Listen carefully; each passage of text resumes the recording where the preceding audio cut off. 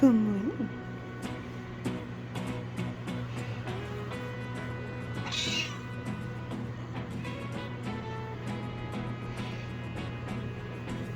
Hey guys, welcome to my channel. Today we are going to do a quick chat about the Lululemon Blissfeel 2s.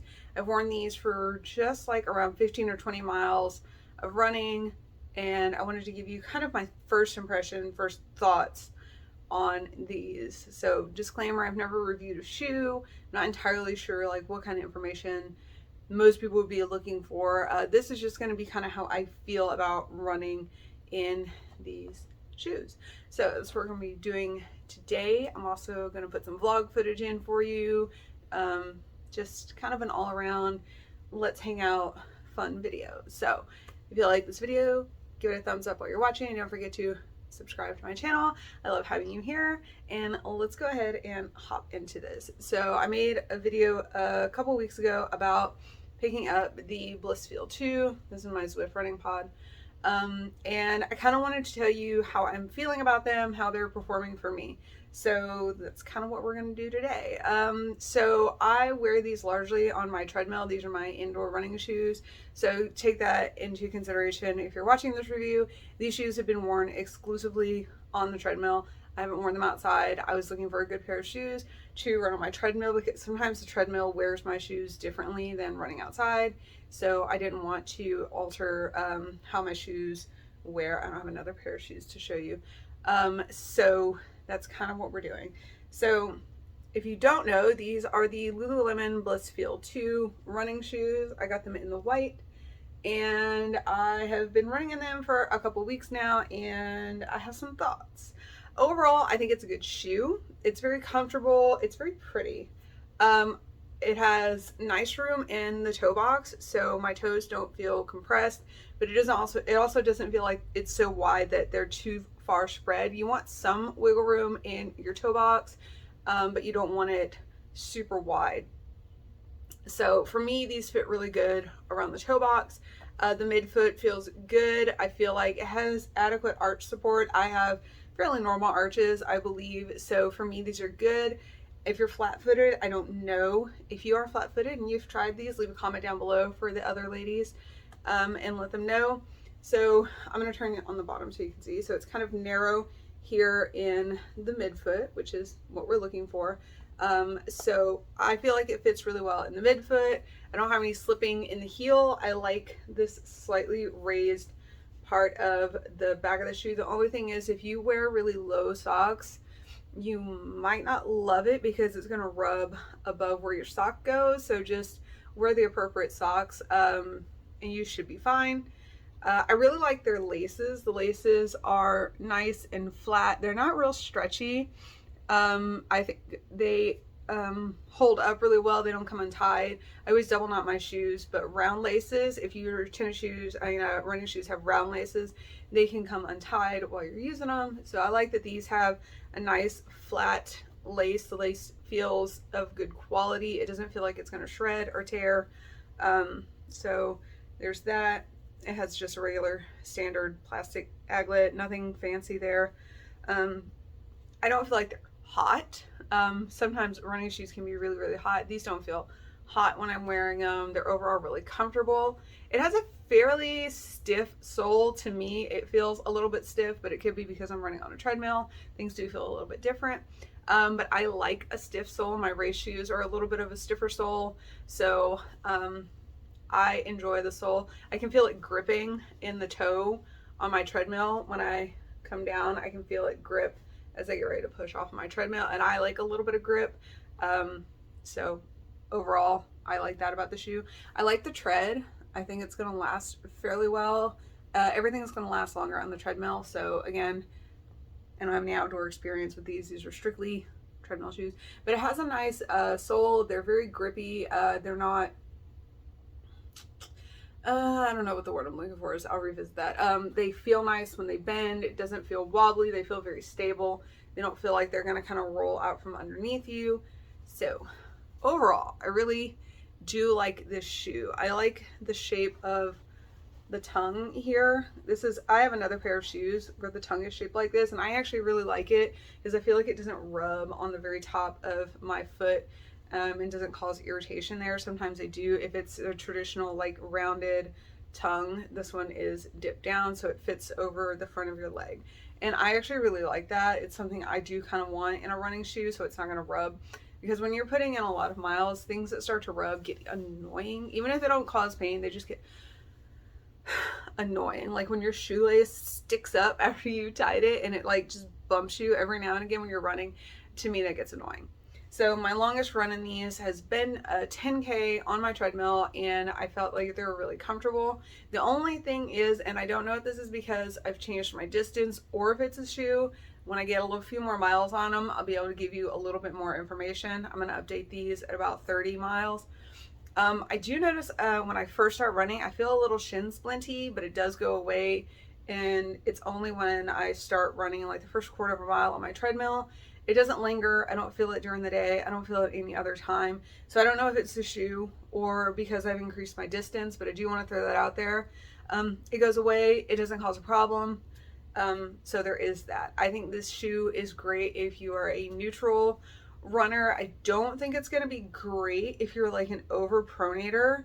I don't know if it's going to be the shoe for you. I don't know if it's a real stability style shoe. I think it's great for a neutral runner, just because of the way the sole is. It's very flat, and this is how it looks on the bottom. I think this is gonna be great if you're a neutral runner. If you over or underpronate, I'm not sure.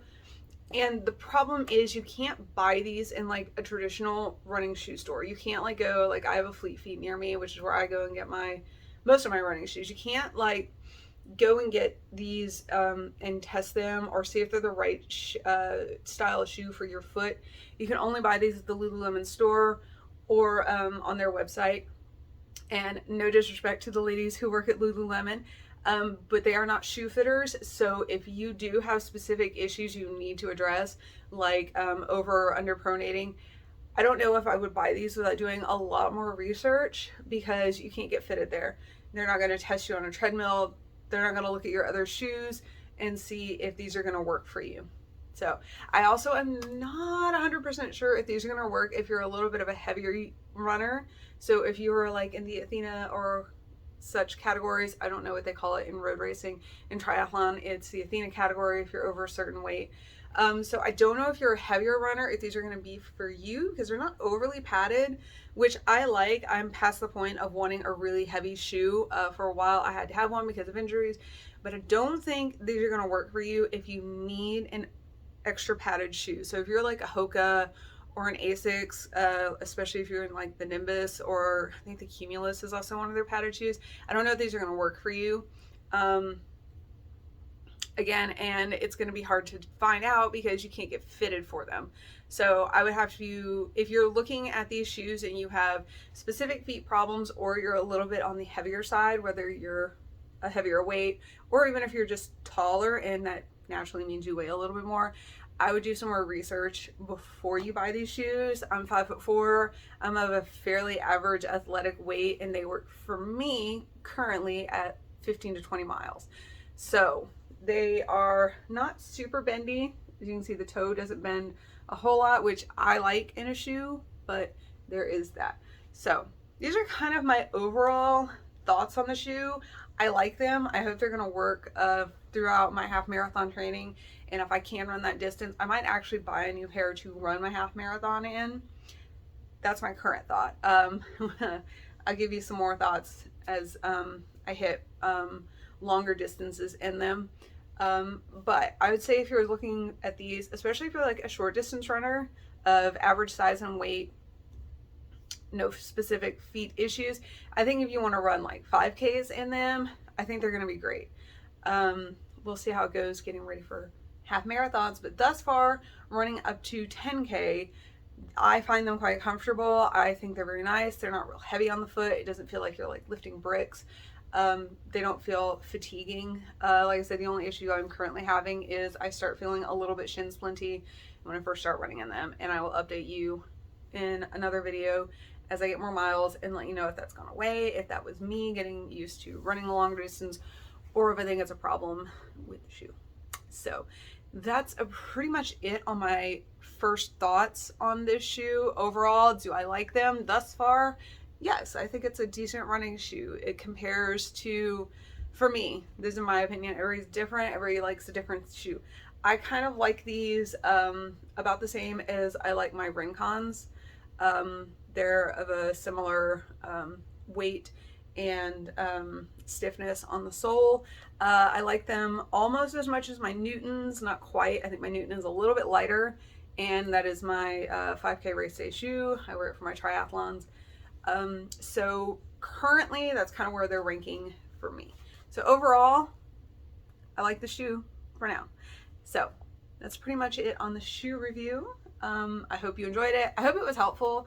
I don't know how to review shoes. I'm just telling you how I feel in them.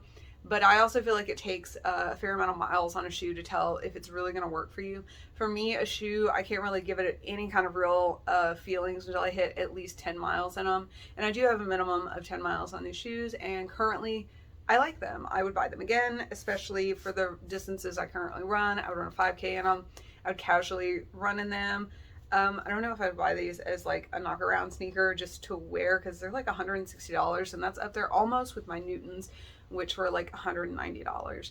So kind of depends on what you want to spend on a casual everyday sneaker, but if you like them, you'll like them. So that's it. I hope this little mini review was helpful. Like I said, as I hit about 30 miles, I'll give you another update, and when I finish my half marathon training, I'll give you another update on them so we can kind of see how they trend over time.